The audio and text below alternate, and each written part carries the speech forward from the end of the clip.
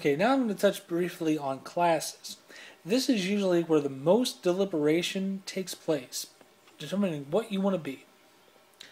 Now, classes basically are separated into separate roles. You have your front line, your back line, and strikers. Now, front line are generally characters like fighters, paladins, clerics, and monks. These are people who can stand toe-to-toe with the bad guy and slug it out. They generally have higher constitution skills, they generally have better armor classes, and they are specifically trained in melee combat.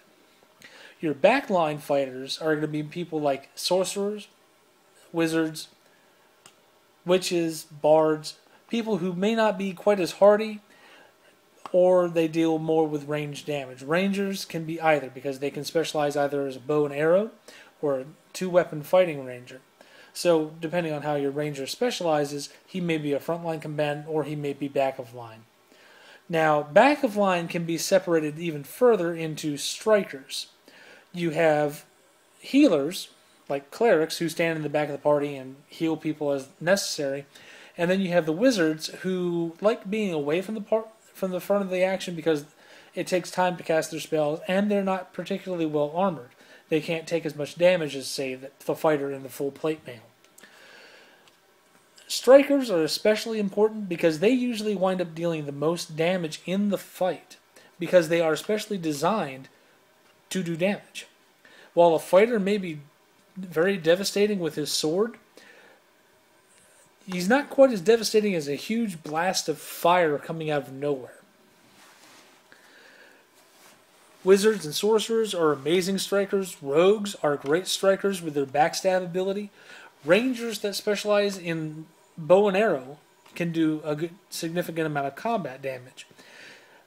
The one problem with strikers are they have to be careful how they aim, because they are essentially firing into melee. And rangers especially, that is very difficult to do safely, because there's always a chance that you might miss the enemy, and depending on how poor you roll on your attack, how badly you miss, and how much of a sadistic bastard your DM is, you might actually hit one of your own party members. So there is a plus side to strikers. They can deal out the damage as long as they have somebody to keep the people off of them. It can be a little dangerous and sketchy.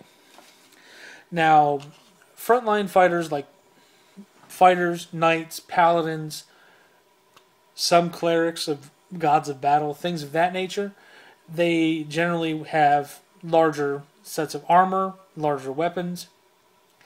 They concentrate on strength, constitution, and dexterity as their primary skills, because they help their combat abilities.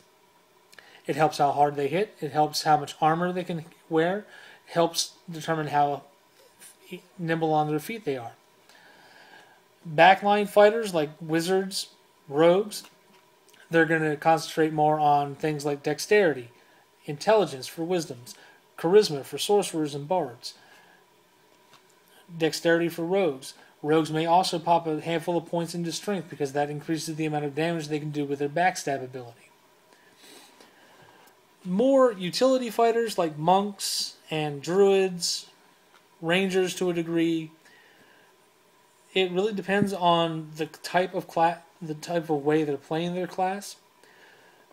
That determines how they assign their scores. But for the most part, utility players like that generally will choose a way to go, and they can be either a frontline fighter in the case of druids with their animal companion and their wild shape ability, or they could be more back of the line buffing players like the bard with an inspired courage ability.